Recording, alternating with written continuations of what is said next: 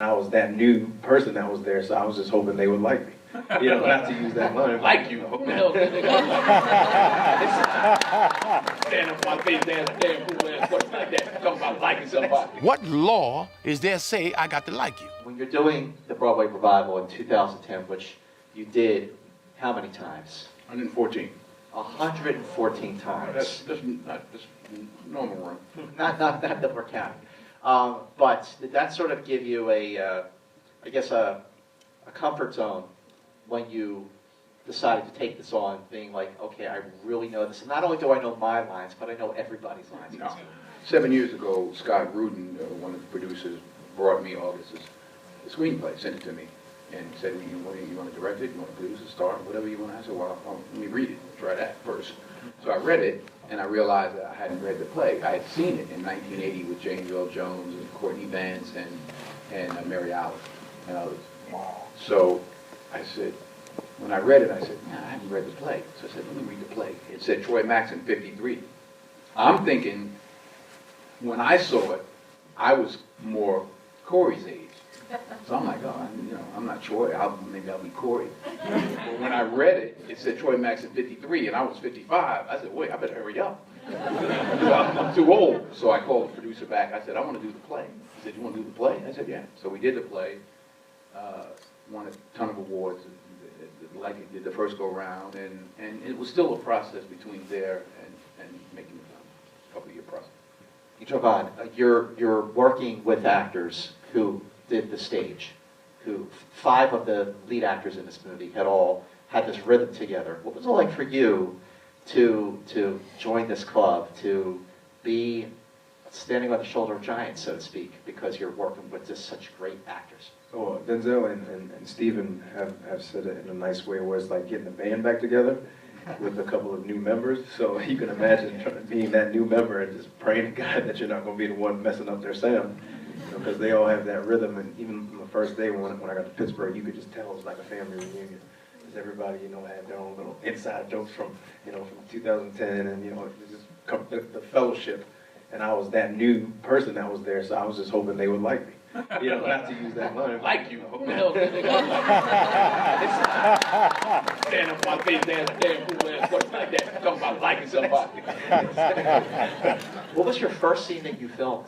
The first scene that I filmed was when Rose is sitting in the kitchen after her and Troy get into it, and I come through after football practice, and Denzel told me to love up on my mama, which I do very well in life. So it was. That's your first scene. That was my first scene that we filmed. But that's a hell of a way to break in. It's a smooth transition. At least I had a couple of days to brace myself for the song, the first big standoff.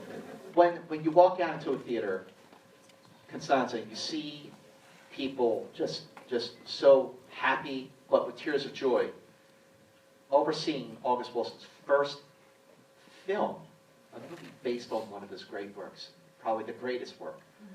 What is that? How does it make you feel? Well, the emotion is a little bittersweet. I wish that August were here beside me, and I wish that this movie had gotten made within his lifetime. He passed away in 2005, but if he can't be here, he left the care of the estate in my hands, so at least it got made within my lifetime. And for that, I feel fortunate. I feel extremely humbled. And this time that I've been traveling with Denzel and the cast has been some of the most joyous time of my life, really. Well, what made you feel like Denzel Washington was just the dream person to direct this movie? Oh, come on. Or close to it. Well, I saw him, and I actually was the costume designer. I design costumes for the 2010 production of Fences on Broadway. So I had already seen Denzel in the role of Troy Maxon, and I know that he understood the play in its many levels, on a social level, on a political level, on a personal level. He, we had several conversations, so I was thrilled when he called me and he said, you know, I want to do this. When you're doing a film like this, based on a stage play from August Wilson, and the rhythm is going, do you feel the sort of, I guess, instinct as an actor to improvise from there, or is it just like, no, we are staying true to his words? You can't improvise Shakespeare. August Wilson's American Shakespeare. You don't improvise Shakespeare. You know, if the line is, "My Lord, they're coming," the line is, "My Lord, they're coming." Not, "My Lord, I got a feeling they might be on their way." Right? So, I purposely fought hard to stay true to what he wrote. If there's 25,000 words in this screenplay, 24,996 of them are August Wilson's. I added, "The Commissioner will see you now," or something like that. So I wanted to lead with August and these tremendous performances. Viola Davis is a monster.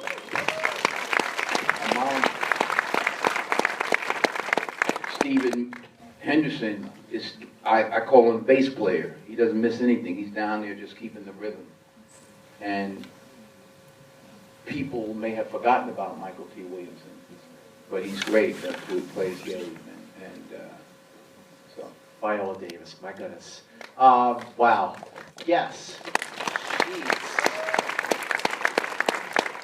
As many times as you performed with her, the stage play, and of course working with her on Antoine Fisher, your first movie as a director, were there any moments that still, while you're filming this movie, where you still just had to take a step back and go, my goodness, she just is amazing? Well, really, not the best part of it, but that actually came for me when Troy was already gone.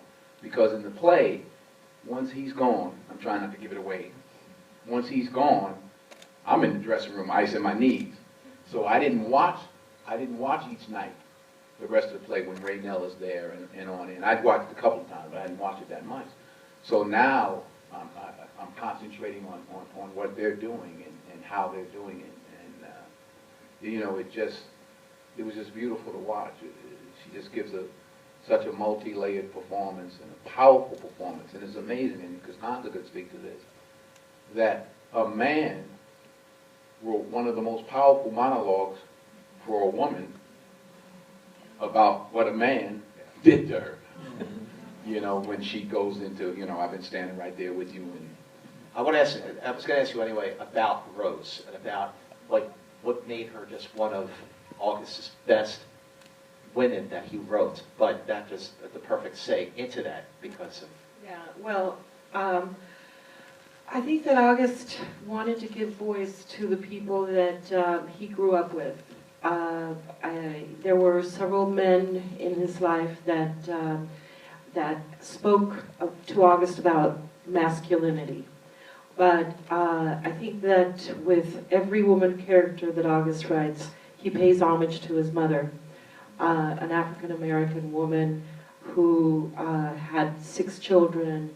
August said a song would escape her sometimes parched mouth, and the contents of her pantry were worthy of art.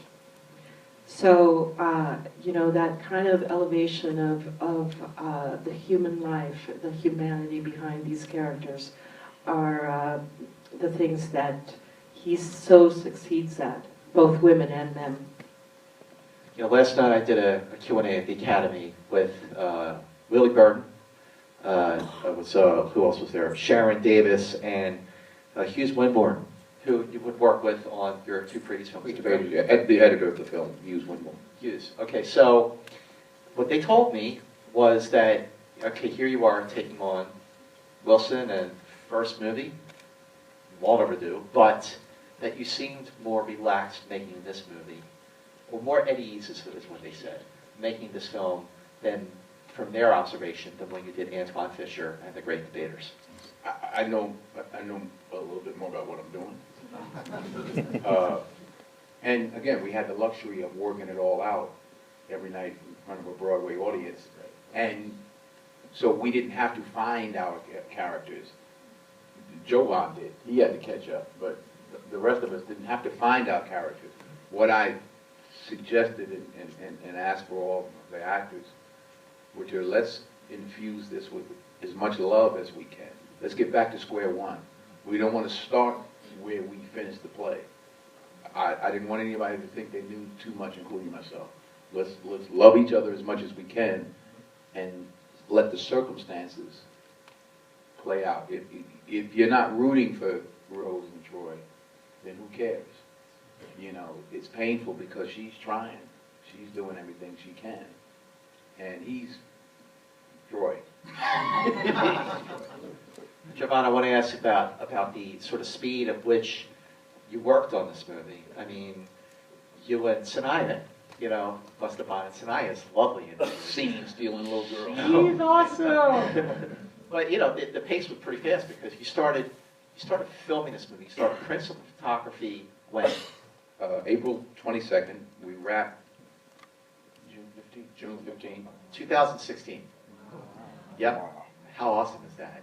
But how did you like working at such a brisk pace? Do you feel like that made your performance like organic because you didn't have time to do take after take after take? No, he did. Yeah, he did. No, I don't think it was just the fast pace of how we were filming that made me feel comfortable. I think it was just the cast, you know, and the direction that I was receiving. You know, I had a tough time feeling comfortable when we first started, just being in my own skin, just because I wanted to make sure I was impressing the director and keeping up with the rest of the group.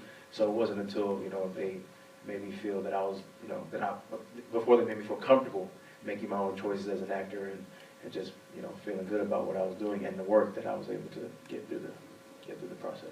How did you film? You know, you filmed on location in Pittsburgh. What was that like to just film in that little house? It was like going home. Pittsburgh is a character. The Hill is a character in the film. We had so many great people in the neighborhood. You know, I've been telling this story about Mr. Greenlee, who lived in the house behind us. He was always coming out at the wrong time. You know, Mr. Greenlee, you got it, and he couldn't hear well. His grandfather or uncle, or which is it? No, his grandfather owned the Pittsburgh Crawfords. Yeah, because his name is Greenlee Field. So he'd come out, and I said, "How you doing, Mr. Greenlee?" Couldn't hear. Huh? How you doing? You want some coffee? No, sir. We're filming. Huh? We're filming. All right, make the movie. So there were all kinds of people. Some people would come and put chairs. Oh, baby, we watching television today. They just sit like they're watching. Can I add that now I think that the entire population of Pittsburgh has a story about August. You know, they all, you know, one cab driver played billiards with him, the other one saw him down bowling, and the other one, you know, so August has now gotten into this mythological level, and he really is Pittsburgh's native son, but I can tell you, he's never played billiards and he didn't bowl. How many of you had never seen any of August Wilson's works before today? Okay, that's extraordinary because it is Shakespeare, it is Arthur Miller of our time. So, but this is just the beginning for you, Denzel, of your work with August Wilson. Tell us what's next. 2 years ago, Costanza came to see us when we were doing Raising in the Sun on Broadway. And she said, well, you tell me. Well, we had been approached perhaps by HBO to do a few, some of the other plays into movies, and I asked Denzel to be the curator, the keeper of these works, and we made that deal with HBO for the nine other plays, so they will be made into movies.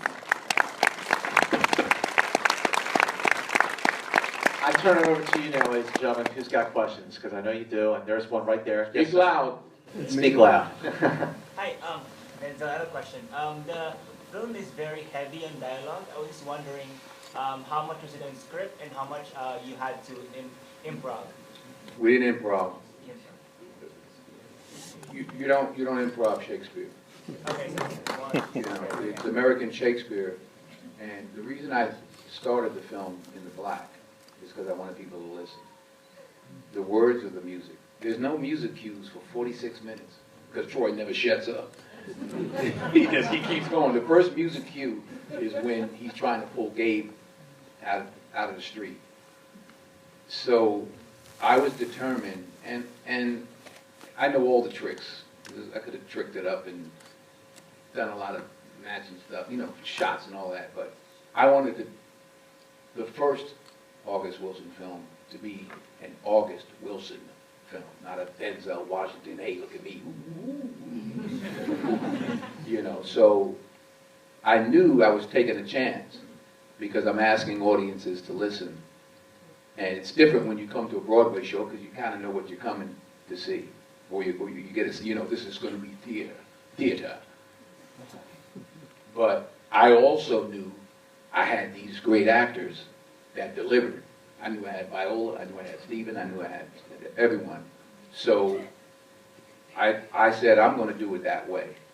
You know, and if they want to beat me up for that, I don't care because I'm here to serve August. And that's what I did. And he was with us all the way. There's a scene in the end when finally Gabe looks and points to the trumpet and he says, Troy, and the gate closes. It did it on its own. I just used that shot. There wasn't, you know, I said, August wanted to be in the scene. So he said, he goes up, he says, Troy.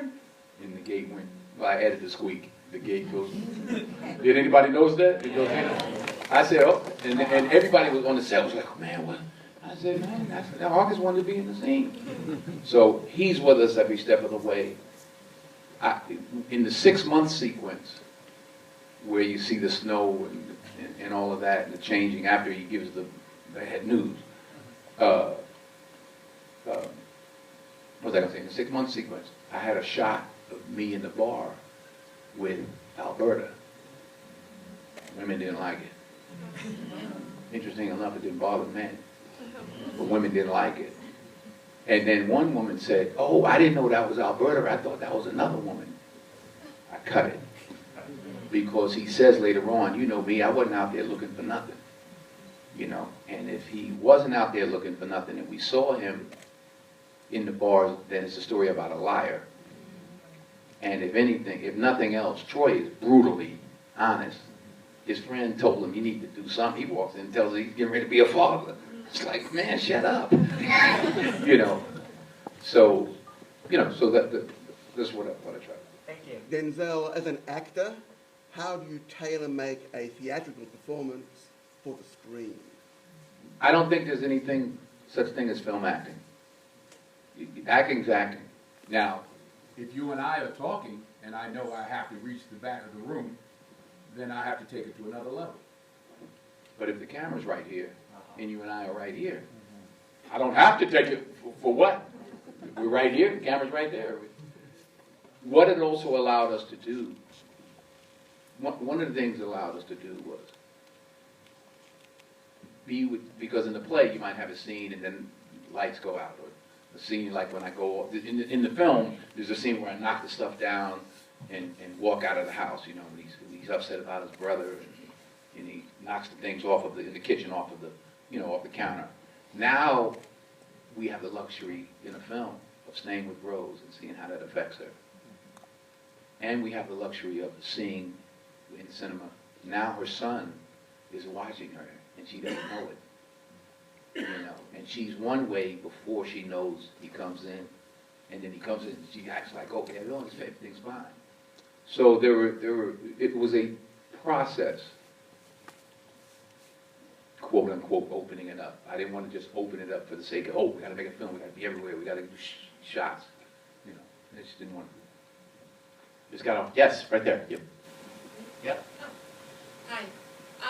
It's just This is just more of a comment. I discovered August Wilson in 2010, and I read one play of his, which was Ma Rainey's, and then I decided to read the entire cycle. I just became so obsessed because I fell in love with his writing. And so to be here, I've never had the opportunity to see a play, and so to be able to see it tonight on the screen it means a lot, and it's such an opportunity. And so I just really wanted to say thank you for allowing people, giving people more of an opportunity to see his work that maybe you just wouldn't have the opportunity to do so. So this is really such a blessing because I'm literally obsessed with August Wilson. This was an amazing film, so thank you so much. Thank you. Okay, this guy, yes, you have a question? Yes, two-part. One is, I'm curious, what was your main concern or anything in terms of the authenticity of taking a play and putting it on the screen? And then two, I'm just curious, how much of the film were you able to shoot it chronologically as from start to finish as if the play?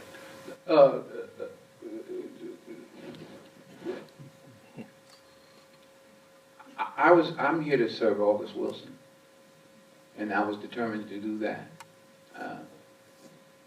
Words were first, actors second, director third.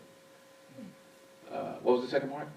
How much of the film were you able to shoot What? chronologically? Oh, when we were talking about this earlier, I don't know if you noticed it or not, but when we come back let me just I'll answer that, but I forgot to answer this. What August had also done in the play, and the reason it didn't work that Alberta was in there, is because you don't see Alberta until you see Raynell.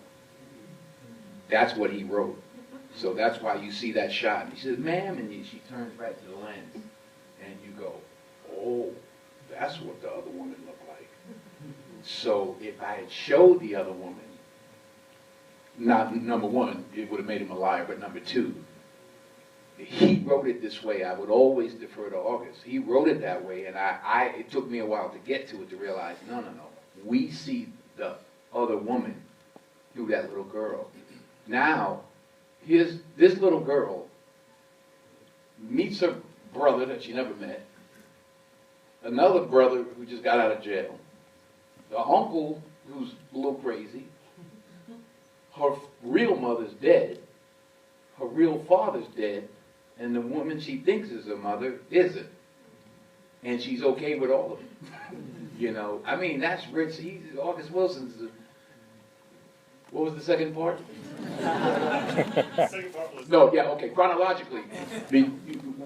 There was a house, dead house, next to our house. It was condemned. I wanted to knock it down, and then I decided, wait a minute, let's shore it up, and we'll knock it down between. So when we come back in 1965, 7 years later, it's gone.